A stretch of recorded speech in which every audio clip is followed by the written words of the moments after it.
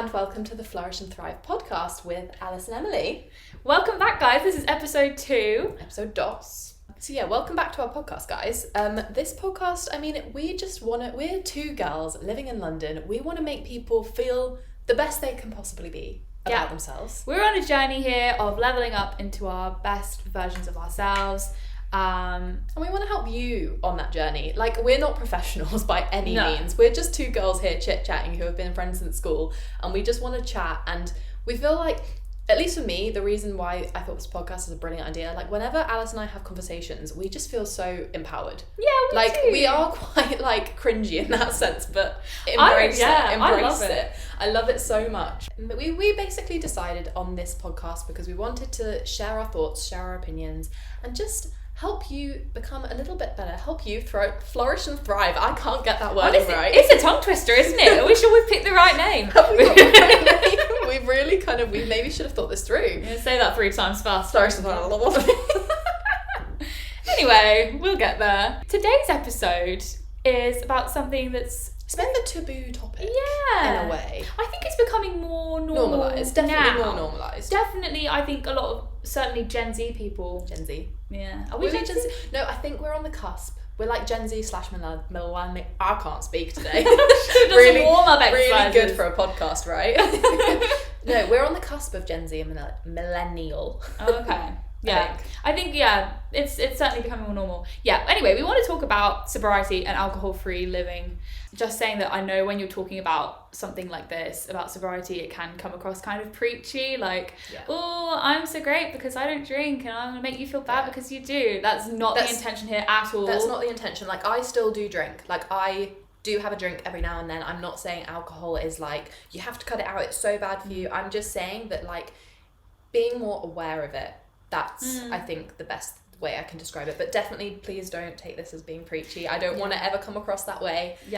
We're just talking about our own experiences and just in case it helps someone who's if it helps someone who's sober curious and wants to listen a bit more about that, we're for those people. If you want to continue drinking and if you want to have your fun and go for it, please don't take this in a wrong way. We are just here talking about our own experience. Yes, we are not coming for you if you drink. No. But most of my friends drink and I love them to bits. I would never want to change anyone for drink. I would never judge them. No. We're just sharing our journey here. Just sharing our thoughts and opinions, but in case it does help someone, essentially. Yeah. And the other thing I think it's really important to say is that everyone's relationship with alcohol is different. Completely. And we are two people who were probably a mild to moderate drinker. I wouldn't say we were never dependent on alcohol. I know some people's relationship is very different with alcohol, but we just had we were social drinkers. Yeah, that's definitely it. Yeah. Social. So if you are someone who has serious issues with alcohol and really struggles with that sort of thing, then please do seek out support if you need it. We're probably not the people for you if you do struggle with those issues, and I know it can be really serious. And so this us talking about our experience with alcohol, our experience, and we're just kind of having a chat about it and how we feel. But if you do feel like you need to seek help, definitely do that. And I hope that everything is good for you. With that being said, let's get on into it, shall we? So we wanted to talk about the topic of sobriety because Alice is a queen. She has been sober for over a year now. Is it over a year? Well, I have 2 dates and we'll get into that.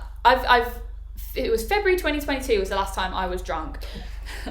And we'll talk about that. We will unpack that later. Unpack. It was a night. We were both there. We were there. Things happened. We experienced that journey together.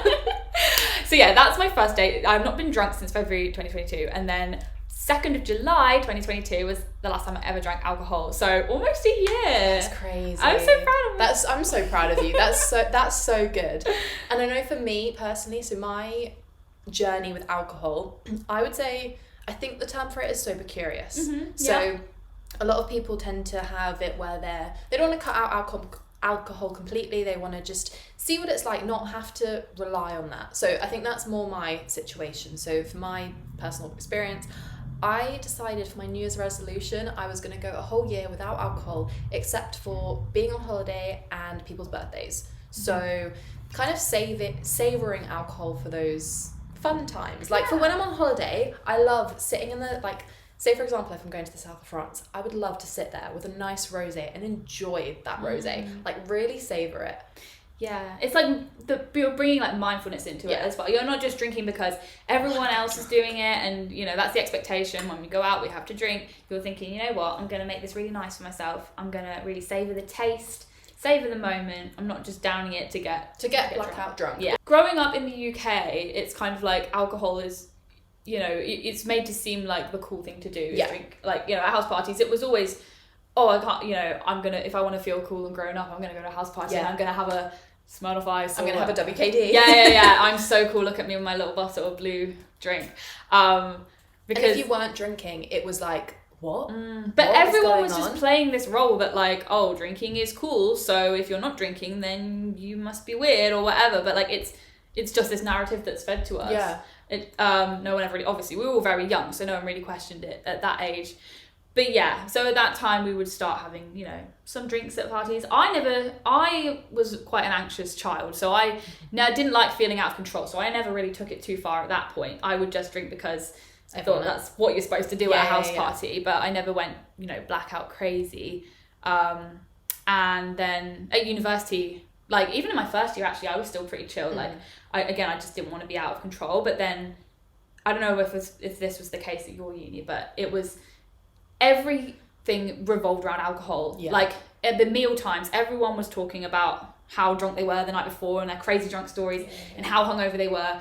And it was like everyone wore it like a badge of honor. Like you were rewarded socially for drinking. The whole point of Freshers Week when you go to uni is like a lot of people, like if you don't know what Freshers Week is, I mean I feel like you do if you live in the UK, but if you're in the US, what's the similar topic? I don't know. I don't even know. I don't know if it's basically like induction week. Like you go to the universities and it's the first week you're at uni, and I know at English universities it is so centered around like every club night. Yeah. Like you are going out, and if you miss that Wednesday club night that's at Ocean, if you guys went to Nottingham Trent, like if you missed that Ocean club night on a Wednesday night out, like you were out of the loop. Yeah, so it kind of just feels like, well, for me anyway, it felt like kind of drink or get left behind almost. Yeah. I mean, I wish I'd, you know, been strong enough to question it back then, but I just sort of thought, okay, everyone else is doing this, I'm just going to jump on board. Jump on the bandwagon. And then, so I was kind of okay for the first few terms of first year, and then at the end of first year, I think I just kind of let my hair down and went a bit crazy. Like I started... You kind of used alcohol maybe to say? No, not really. I think I just sort of thought, oh, I'm single now, I need to go crazy. Like, let's just get wild. And like, obviously alcohol, I thought that alcohol was the way to do that. Like, let's just get really, really drunk. Like, it wasn't like I was trying to... Dependent on it. I wasn't like trying to numb my feelings or anything, because I was obviously sad that the relationship ended, but it was my decision and I did feel like it was the right thing to do. So it wasn't like I was, you know, crying about it and trying to like numb the sadness or anything. I just thought, okay, woo, I'm single, let's go wild. Like, let's have some fun, let's let my hair down, let's party with my friends. And that's exactly how it should be. Like, you should be able to like feel like you're letting your hair down, having fun. But a lot of the time you don't need alcohol to do that. Yeah, exactly. Yeah. But I mean, we were, you know, it was, that's how it kind of was in university. I think times are actually changing now. No, for sure. I think that actually at unis now, it's a bit less drinking focused, I think it's probably, hopefully got a little bit less of a sort of toxic drinking culture now than it was. I think it is improving.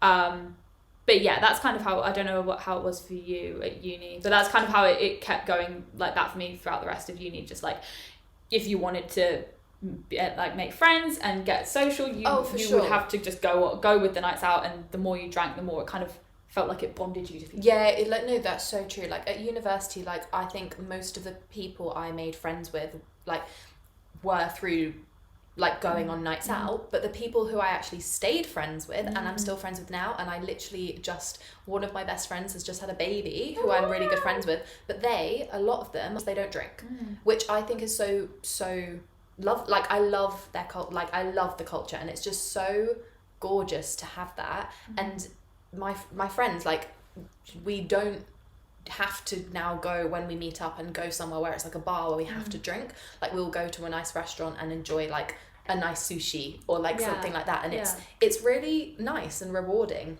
But so a lot of my first year and second year friends, it was all made through going on nights out. And like, if you were just sat in your room on your own, like, it was not a thing. But there were societies at uni where it was like sober sock.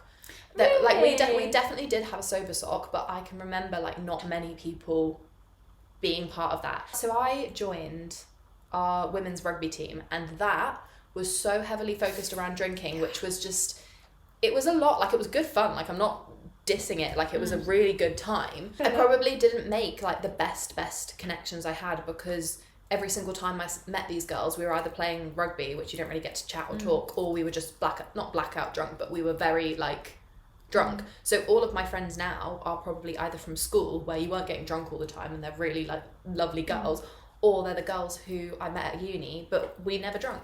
Yeah, I think that's so true about like making connections when you drink. Like, I think there's this misconception that like, oh, your drunk stories will bond you together. It's kind of surface level. Like, you're not really present. You're not going to remember the conversation really that well. You're not really going to be bringing your best energy to that moment. Like, drinking just kind of, you know, it impairs your cognitive function. Yeah, exactly. Literally, your cognitive function. When you're drinking, you're not yourself. I mean, it's great to have fun and let your hair down, and like, I love it, and I'm all here for it. Yeah. But for me, I think the reason I wanted to stop drinking, and I have spoken about this to all my friends, is my anxiety. So I used to get, and my friend had told me this, like, it would be after a night out, and we'd be sat like all in my friend's like bedroom, we'd be sat there talking about the night out, and I just wouldn't want to hear it. Even if I had been the funniest, most fun, great person, I just could not hear it. Like, if someone had been speaking to me like, oh yeah, you did this, and I'd be like, no, stop. Like, it would be the worst. It would make me feel so anxious, because I had no idea what I had been in control of. Like, I didn't know what I was doing, and that for me was the worst thing, because it was like someone was telling me about me, but that wasn't me. Yeah. And that's why, for me, I personally really wanted to cut it back this year, because I went on like that crazy night out with you, and it was fun and it was great, but it was one of those things where it's like I wasn't in control of how I was, and I probably wouldn't have made decisions that night that I would have done if I was sober. I think it was the 19th of February. It was February last year. Yeah. So what were we in now? June? So yeah, over a year ago. Yeah. And Alice and I, we hadn't seen each other in a while, I think, maybe. Or like we had been like chatting, and we were like, oh yeah. Alice invited me essentially to her flatmate's birthday. It was in this club called Maggie's in Fulham, if anyone knows it. Love you, but it's an interesting place. I'll just say £44 for 2 cocktails. That was the vibe. It was a lot. It was a lot. There were people there buying bottles of like Grey Goose vodka, having it on their tables, and it was just, it's not the kind of place Alice and I would probably ever really be seen. It's not our scene. No, music was good though. The music was on point. 80s like, music. Although I can't remember it. No. Because Yeah. So there was that night. So basically, I think that was a turning point. Yeah. Definitely. What would you say is your why then? So for me, I think it was kind of 3 main reasons, I think. One was I used to get blackouts. And when I say that, I don't mean I'm like passed out on the floor. I mean, I would just have like one drink and my brain would just like check out. I think it's because like I'm quite a highly strung person. Like my brain is kind of very on overdrive. Overthinking, on overdrive all the time. The second I would have one drink, my brain would just sort of be like, okay, I'm done. See you later. There would be like, even if I wasn't drinking that much, there would be large portions of the night or even the whole night that I just wouldn't know like what had happened. And I thought that just really freaked me out. That's not fun. No. Like, you want to be able to enjoy and remember your nights out. Like, if you're going on nights out with people, you want to enjoy that. Yeah, like, you paid all this money for a club ticket, whatever it is, or a nice meal, you don't want to just forget it. Like, No, absolutely not. So that was my number 1 reason. Number 2 was that like when I drank, I would kind of get sucked into drama. Like I was with, basically that night I decided to change my relationship with alcohol. I was like in a kind of situationship with this guy, and we're like great friends now. You know, he's great. We're good friends, but we didn't work well as a couple. And when we drank, like that drama was kind of fueled by alcohol. I think we would kind of get in kind of arguments. I think that happens to a lot of people. Yeah. Like, alcohol intensifies things so much. Because you're kind of it makes you be your reaction more. You've got less sort of control over you. Less control over what you're thinking, and less awareness. Like if you think something, you do when you've drunk. Very it's reactive. like think do rather than it's the think. Oh, that's an interesting thought. I'm not going to do that. Yes. So when I drank, I would be less able to sort of withdraw myself from the drama. Like sober me would, you know, if there was some sort of argument going on, I'd be like, okay, I don't need to get involved in that. That's okay. Like even if it's a little bit annoying, I'm happy to sit that one out. But when I was drunk, I would kind of just get sucked into it, and I was over it. I just wanted to have less drama in my life. So that was like the second reason. I feel like that was there a third? There was a third reason, because I definitely talked about it in my YouTube video.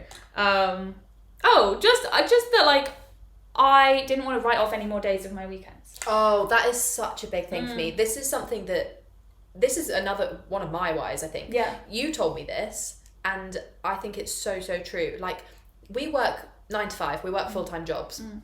And for me, that takes up what, 8-9 hours of your day if you're commuting as well. Like, it takes up a lot of your time. So if you're working a 9 to 5 where you're working 5 days a week, you have 2 days at a weekend. You have Saturday and you have Sunday.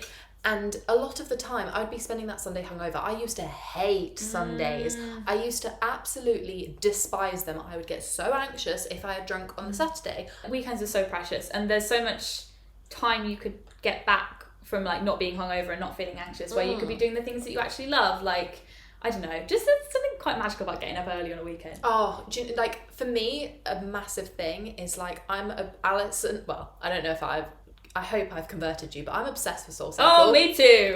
I love it. We are obsessed with SoulCycle. We are these SoulCycle girlies. Like, please don't hate us for like, I don't know. We're so basic. We're so basic, but like, so getting up for a SoulCycle on a Sunday, like we've only done it maybe twice together. I think. Really? That's what we've done. No, it's in like. Oh, we're getting up early. Getting up early and going for like, because we did it with like all the girls that one time, which was so nice. Because like we literally got up, we went to Notting Hill, we went to a SoulCycle, and then we had brunch afterwards, and it was a gorgeous way to spend the day. Was it on a Saturday though? It was April 29th. It was that day. It was that day. Oh my gosh! So it was a lovely day, and it was just such a nice way to spend a day, rather than a lot of the time I used to spend it just sitting in my bed rotting away being hungover. I used to be able to do it all right in uni, but then since coming to London and just like now that we've got more responsibilities and there's just like a lot more adulting to do and life is a lot, and you just don't want to waste a day feeling ill and anxious. So that was that's my why in a long and very convoluted way. No, I like that. I don't know about you, but I think my drinking was sort of linked with my wanting more validation from men. Yeah. Oh, yeah. Yeah, like I definitely think like I would use alcohol as a vehicle to flirt. Yeah. And like, because you can just be a bit silly and a bit looser, and like boys will find it endearing when you're being all like a little bit silly and how my gosh, so cute. Yeah, but it's not. I mean, I don't think. If I'd seen a video of me trying to flirt when drunk, I did not want to see that footage. My God. Yeah, I think that is definitely something I've noticed, that there's a big link between like me. I don't know, like once I would start drinking, I would be looking around like, who can I like.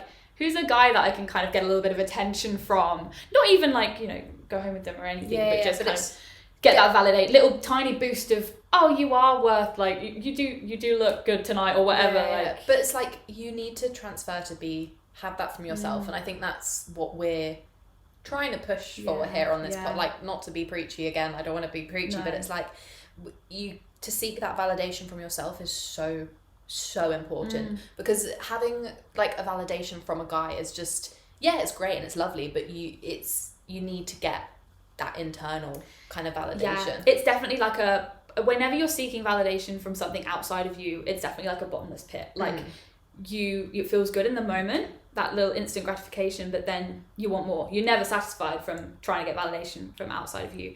That's why that's definitely more apparent when you're drunk, I think, because you're less sort of aware of what you're doing. You're just sort of acting it out blindly, and I remember if I didn't get attention from a guy on a night out when I was drunk, I would get like upset. Like I would be like, this night is a bit of a write-off. That's such a true thing. Like sometimes if you didn't get like the attention you wanted from a guy, you would feel like this night is like not good enough. Like what was wrong with me? Yeah. What's happening? Always, and also something else I noticed when I drank was that I was always wanting the next thing. Like this moment was never good enough. It was always like, oh, what song's gonna come on next? Yeah. What's gonna be going on? Like, oh, who's this guy that I can like? It was always You're not focusing on what's happening right now currently. You're always just thinking about the next thing. Yeah. One thing I wanted to ask is, how would you say people have dealt with when you say, oh no, I'm not drinking, or I don't drink, how would you say people have dealt with that, and how have you dealt with people's opinions of that? Because that's something I think a lot of people find hard. Yeah.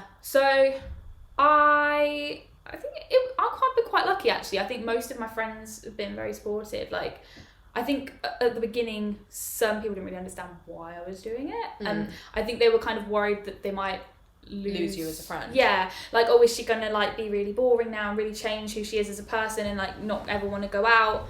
I think you're more like, like Alice, I think since she's stopped drinking is like the person that can go for the longest on like a night out. Like she will be there dancing to Tay Swift. Oh yeah. Like till close of a club, and like all the people who have been drinking had like wanted to go home.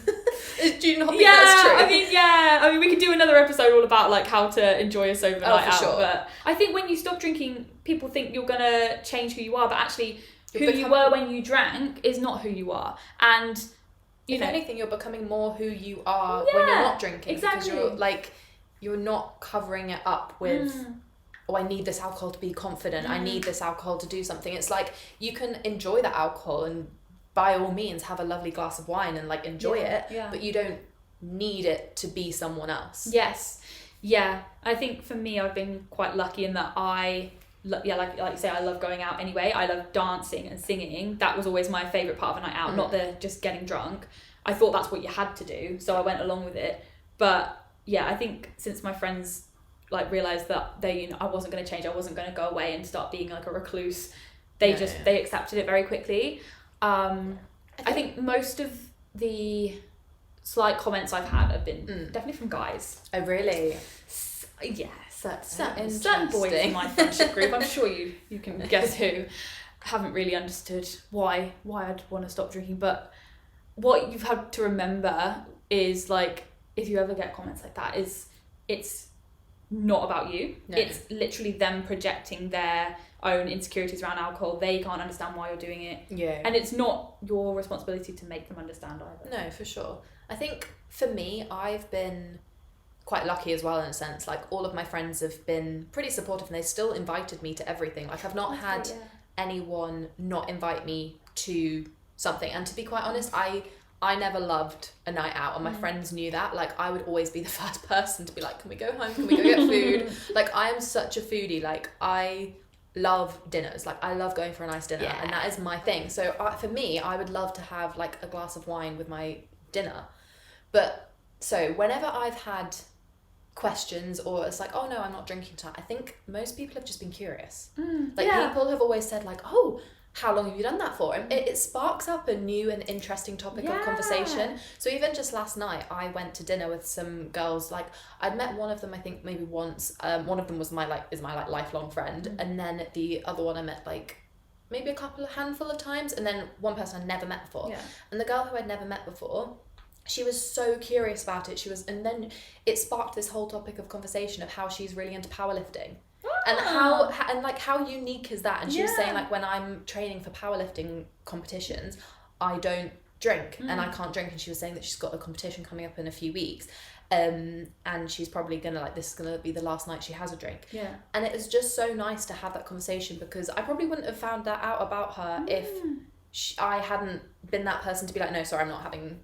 You guys have your wine, but I'm going to stick with my Diet Coke, thanks. Yeah. Like, people find it really interesting. They do, yeah. That's definitely something I found as well, is like, yeah, it opens up the conversation and people are just curious. And I've actually found a lot of people say, oh, that's really interesting. I've been thinking about cutting back as well. So many people say that. Because I think it's almost so like many people. People were just waiting. I know for this sounds preachy again. This sounds so bad. But like waiting for just someone else to do it first. Like just to like let them know that it is an option. Like it is okay to stop drinking or cut back. Like it's not weird. Setting boundaries, I think, is really important when it comes to drinking. Like whether that's I don't drink, or I will have X number of drinks, and I will, you know, keep checking in on myself, because it's quite hard to set limits. At least I found for myself, because when you start drinking, when you have one drink, your alcohol, it affects your prefrontal cortex, which is your decision-making part of your brain.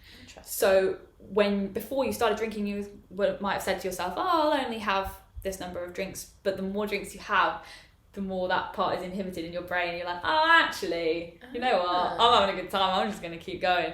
That's so interesting. But yeah, I knew that. You learn something new every day. Yeah. I think as well it helps that I don't love strong drinks. So I like to be fair, tequila's like fun to drink. Like that. I used to like when I was on a girls' holiday, tequila was my drink of choice. Oh, like wow, I was there cool. like knocking back those tequila shots. It was disgusting, but it was a good time. Like less percentage alcohol, you can still have a nice drink, but it doesn't have to, like you say, inhibit that prefrontal cortex as much. I don't know, I'm trying to be all sciencey here, but I'm not a sciencey person. But it's just like those stronger drinks for me just never agreed with me. And I think I'm quite lucky in that sense, because like we said before, we're not experts in this field at all. No. But for me, I was never a fan of like really, really strong drinks. I think for a while I had like a time of loving vodka cranberries, but that was only because the cranberry completely muted the taste of alcohol, like the vodka.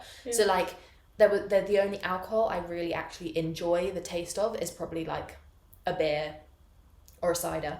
I think I'm the same actually. I think I was quite lucky. I never really liked the taste of alcohol at all. I was just drinking because I thought that's what you were supposed to do. Because everyone else was. Exactly, yeah. So I actually didn't find it too hard. Once I'd made the decision to stop, I'm very lucky, and I know a lot of people have it a lot harder than I have, but once I made that decision to stop, I didn't find myself really craving a drink for the taste of the drink. I have not found it too bad, because I enjoy pub vibes anyway, and like I am happy to go and sit with everyone else having pints and whatever, and I'll just have, you know, a nice mocktail or a nice juice or even like a nice lemonade, and like I think it's important to like find a non-alcoholic alternative that makes you feel like you're still treating yourself, not just out there with your water. That's fine, but it kind of makes it more of a fun experience if you've got like I think that's a massive thing. Like I know certainly if you're going on like a club night out, and this isn't something I've personally experienced, but when you've got to have like, I know a lot of people, it's more just about having something to hold. Like for me personally, like I'm sitting here with this podcast. If you're listening to it,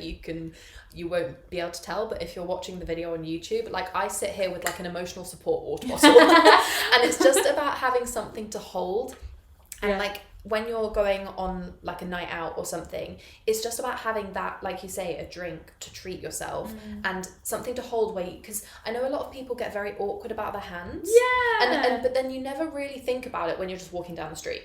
It's like you're never thinking about your hands like, oh, where should I be placing them as you're just walking from like the tube to home. Like, but in situations where there's an alcohol present, or like there's something like that, you're thinking about, oh, everyone else has got their, like they're stood there drinking with their hands in the air, and then they've got they've got something in their hand, but and then you don't because you're not drinking. It's like if you're trying to get on that journey of not having alcohol, I know for me, when I was going to like nights out in our hometown, like the guys would buy me like a Diet Coke, because it was like a lot of the time it would be because I was driving home, but also it was so much cheaper because I didn't have to buy any of my drinks, because everyone would buy my drinks for me, because it was just like a mixer. That is a plus, isn't it? And that's such a mixer, and it's such a such a plus, like that people will just offer to buy you your drink because it's like it's an extra quid or whatever. Like it doesn't matter. So it's such a cheap night out, and you can still have such a good time. I love that. I think as well, it's for me especially, I think I've been able to sort of feed off the vibes of other people on a night out, as in I don't really mind drunk people to a limit. Like if they're absolutely like if they can't stand, like, and they're repeating the stories over and over, and they're like getting really annoying, then that's kind of a limit. But when people are just a little bit tipsy and they're having fun and merry, I kind of sort of get, what's the word, drunk, like secondhand drunk of their vibes. But it sounds so, I completely get that. Like, it sounds really, like if you don't get it, you don't get it. If you know, you know. But like it's just, you can honestly feed off like other people's good vibes. And I think the opposite is true. Like if someone's not having a good time, you also kind of feel that as well. Mm-hmm. So like when people are out there having fun, having a good laugh and a drink, like I love that because I can just match that energy, and it's so nice. A lot of people will have different opinions about it. Like I said, I've been very lucky with how people have dealt with me saying I don't want to have a drink tonight, no thank you. But finding that why is really important, because if someone asks you why you're not drinking, you can come up with a reason. Like, so for me, my kind of excuse has been like, oh no, I'm not drinking, like, because it was my New Year's resolution. But I feel like people will get more used to that as it goes on, and it will just be like, no, I'm not drinking. Yeah. Thanks. Just tonight. I'm alright. I think it's the most empowering thing that I actually love it when people say, oh, you're not drinking. I'm like, no, I don't drink. I think having that really hard boundary, I love that, is so empowering, because they can't really come back from that. Like, no. I remember when I was kind of first toying with the idea of drinking less.